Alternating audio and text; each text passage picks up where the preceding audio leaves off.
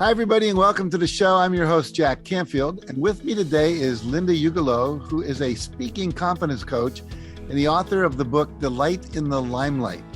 Now, Linda helps speakers and authors and entrepreneurs and corporate executives overcome the fear and the anxiety of speaking so they can step up and be heard. Welcome to the show, Linda. I'm so glad to be here. Thanks, Jack. Well, thanks for coming. Now, there are a lot of people who call themselves speaking coaches. But talk about what makes your approach different from the rest. Many people who are in the business of helping other people on stage are very focused on creating a script and the delivery of that script, thinking that with enough preparation of knowing what you're going to say, that the fear will go away. But in fact, the fear of not being prepared is different than the fear of being seen and heard. So that's why you can have many speakers or celebrities, actors, singers, musicians that are very well prepared, but they still have stage fright. Whereas my approach that I discovered for myself when I had my own speaking fear was to get to the root cause of it, because I realized that the fear of being seen is not some random emotion without a cause. It's there pointing to something that was unresolved from the past. And when you start to look at it from this direction, this perspective, you realize, oh my gosh, there's so many things that have happened, just in everyone's education, where we're graded and evaluated constantly, that could easily lead to people being afraid to get up to speak. Yeah, it's been my experience with pretty much every fear, is that there's some experience in the past where they've made a decision not to have that experience again, and they never deal with it, so it stays with them their whole life. I'm curious, was there, as you were getting into this work, was there an aha moment that brought you to discover this deeper approach that you do as opposed to what most people do? Most definitely. In 2015, there was this new app that came out that was going to change the online space forever. It was called Periscope. Do you remember Periscope? I do. I was on that, yes. So this was one of the first two live streaming apps. And I was a new coach at the time in the online space, and all the marketing gurus said, you've got to get on Periscope and you have to broadcast every day. So every day I was looking for things to kind of calm myself down. I would be doing jumping jacks and dancing and kicks and punches and meditation and power poses and crystals and breathing and everything that I could find online and in my own toolbox to manage the fear, which kind of did the trick. But I tell you, Jack, I was spending a half an hour just calming myself down to get on for 10 minutes. And after doing that day after day after day, I got to day 75, so that was 10 weeks. And I realized that my heart was still pounding hard. And I thought, wait a minute, something's wrong with this picture. 75 experiences, I should be the cool, calm live streamer I had expected to be, but I wasn't. And then I thought, well, here I am pushing through the fear, but what I really want to do is get rid of the fear. And I wondered, could I get rid of it? And I decided to close my eyes and instead of push away the fear, to connect with it and to see what was it trying to tell me. And when I did that, what came back was, I'm going to be attacked.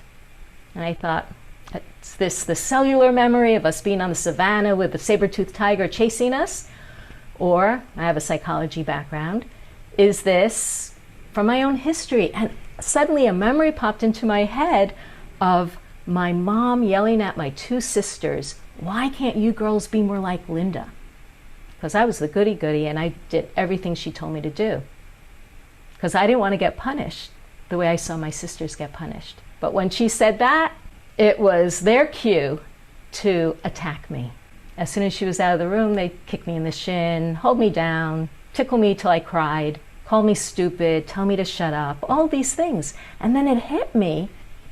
Now, it wasn't so much of an aha moment as a duh moment. Of course I'm not comfortable being the center of attention, having all eyes on me, whether it's on camera or on stage. And I do have 40 years of stage experience. Because there's a part of me that remembered it was dangerous at times to be the center of attention. It was risky. and I could get attacked. And even though I've been great friends with my sisters for decades, there was an imprint in me from this younger child, this experience, that still was afraid that I was going to be attacked. I'm sure you understand this process because you, as you said, you have found out with all kinds of fears. Well, I had that same issue of my parents saying, "Why can't you be like your older brother, Jack?" Oh, so you were on the other side of it. Oh, you had, no, you were, yes. Same place. You were the goody. Yeah. And I kind of grew up that way, did everything I was supposed to do, did it well for approval. And I had to go through that self-awareness work to overcome my fear, for sure, and to release it better than, because so many people that feel the fear and do it anyway. Self-confidence is a result of successfully surviving a risk. But after 75 times, you realize you got to gear yourself up every time to do that. That's not really the way to go. You want to be relaxed into just being who you are and trusting that you are enough and that you can speak from your heart and it'll all work. So I know you have a 3-step process in your work. Can you share what those 3 steps are? Yes. The first one is to reveal and heal the root causes. So that's what we're talking about now. Mm-hmm. You have to see, what is the fear pointing to? What are those experiences that you had where you were shamed, diminished, ridiculed, hurt, rejected, pressured to perform before you were ready, or where you saw that happening to others? And then the next one is to heal them, to resolve them so that they're deactivated and they're not being triggered every time you are in a situation where you are the center of attention. Number 2 is to restore a sense of safety, both inside and as well as you can around you. And what I mean by that is that we may be worried about other people judging us, and you know this well, but there's no bigger judge than the critic that lives in our own head. And if you don't feel safe around a bully, you're not going to be safe with the critic in your head, because the critic is that bully, right? So you need to transform that. And I believe that not only is it possible, but it's actually our birthright to be kind and loving to oneself. I don't feel like this critic that is pervasive in our culture is natural. It's common, but I don't think it's really who we are born with, because you don't see little kids judging themselves this way.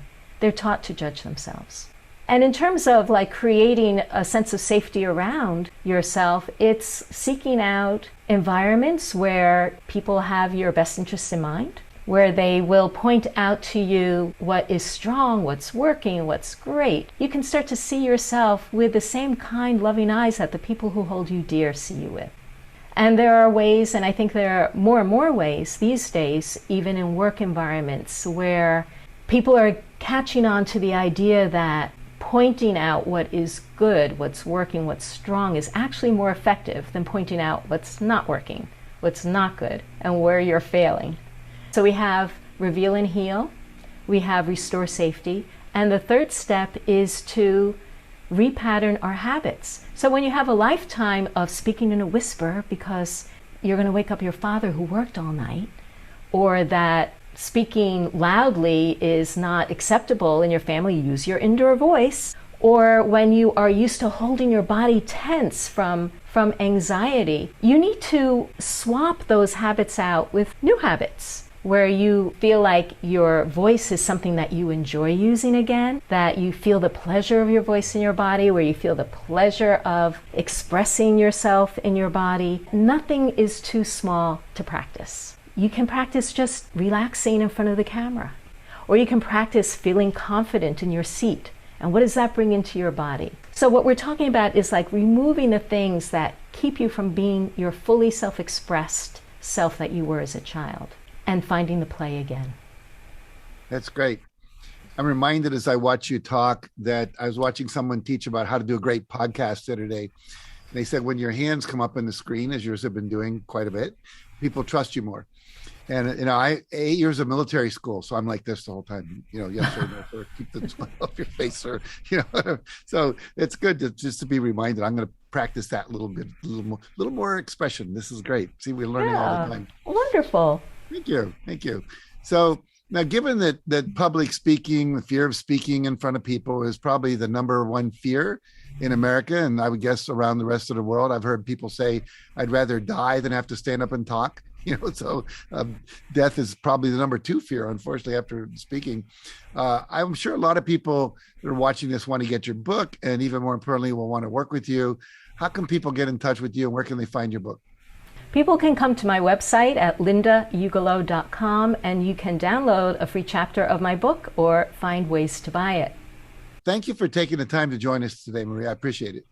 I appreciate you too, Jack. Thank you. I appreciate it. I really do. And thanks to all of you for watching today as well.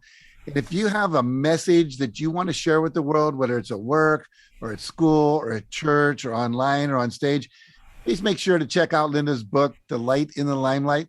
Go to her website and make sure to tune in again next week, where I'll be interviewing another expert who can help you live a more happy, healthy, abundant, and more fully expressed life, like I am, moving my hands a little more just because we were here with Linda. Anyway, take care. We'll see you again next week.